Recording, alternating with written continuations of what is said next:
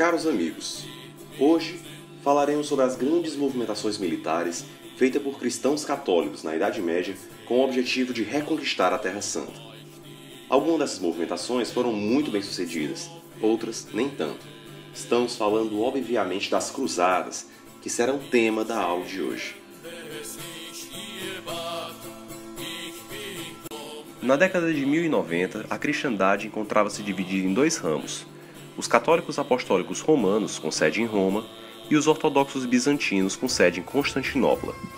Essa divisão ocorreu com o chamado Cisma do Oriente, que basicamente dividiu em dois o mundo cristão até então conhecido. Ocorre que na década de 1090, uma nova ameaça começava a surgir, e essa ameaça era o Islã. E essa religião começou a virar um grande problema para os cristãos ortodoxos por tomar seus domínios no norte da África, no Oriente Médio e ameaçar suas terras na Ásia Menor. Isso fez com que o imperador bizantino pedisse ajuda diretamente ao Papa Urbano II, que então decidiu ajudar.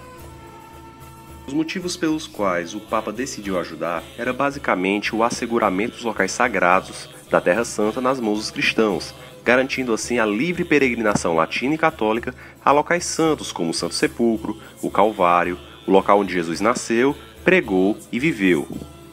Assim, o Papa convocou em 1095 o chamado Concílio de Clermont, onde ele convocou a nobreza para participar da empreitada de reconquistar as Terras Santas, acusando os islâmicos de estarem vilipendiando os locais sagrados, o que tentaria se evitar ao máximo naquele momento.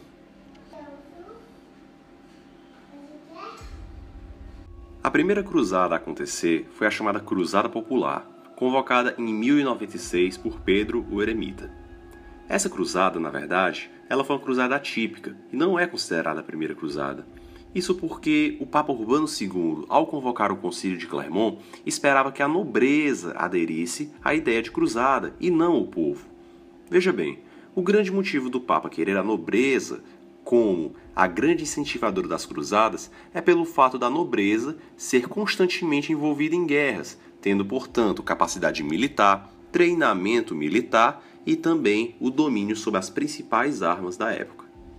Logo, com o Concílio de Clermont, surgiu-se uma ideia messiânica liderada por Pedro, o Eremita, na qual ele pregava que o povo, os plebeus, poderiam muito bem ir em direção à Terra Santa e libertá-la do domínio dos muçulmanos. Logo, Pedro começou o movimento messiânico chamando mulheres, crianças, plebeus, cavaleiros de baixa estirpe, todos eles em direção à Terra Santa. Pedro, logo após reunir milhões de pessoas, decidiu rumar ao local, partindo a partir dos Balcãs, atravessando toda a Hungria e indo por terra até Constantinopla.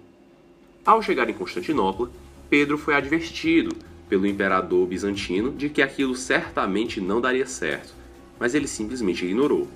O resultado foi que essa cruzada ela obteve alguns ganhos, mas foi facilmente reprimida pelas hordas muçulmanas, que simplesmente trucidaram todos os envolvidos.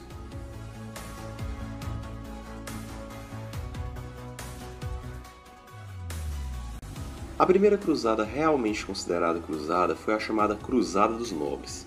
Essa cruzada foi muito bem organizada e contou com uma disciplina militar tremenda. Diferentemente do que fez Pedro o Eremita ao conduzir sua cruzada popular pelos Balcãs, a primeira cruzada decidiu fazer um caminho muito mais cômodo, onde ela simplesmente desceu pela Península Itálica e cruzou o Mar Adriático em direção a Constantinopla, sendo um percurso muito mais curto e menos desgastante do que passar pelas enormes cadeias montanhosas localizadas nos Balcãs. Essa cruzada foi extremamente bem sucedida, contando com aproximadamente 30 mil homens e que obteve grandes sucessos militares na Anatólia, com a colaboração dos bizantinos. Com essa cruzada, os cristãos conseguiram cercar Antioquia, conquistar Antioquia, cercar Jerusalém e conquistar Jerusalém. Ocorre que essa cruzada também acabou evidenciando um grande cisma que havia entre os latinos e os ortodoxos, tendo em vista que muitas desorganizações militares foram responsáveis pela perda de importantes territórios com a cruzada de 1101. A cruzada de 1101 fez com que os islâmicos conseguissem retomar alguns territórios que eles haviam perdido durante a primeira cruzada, e acabou evidenciando também o cisma que havia entre os cristãos. Mas, no saldo geral, a primeira cruzada foi altamente bem-sucedida, consolidando a formação dos reinos latinos na Palestina e fazendo com que os cristãos, então, tivessem um caminho livre de peregrinação rumo à Terra Santa, que era justamente o grande objetivo do Papa Urbano II, e assim pudesse frear a expansão islâmica que havia sacrificado muitos territórios cristãos no norte da África.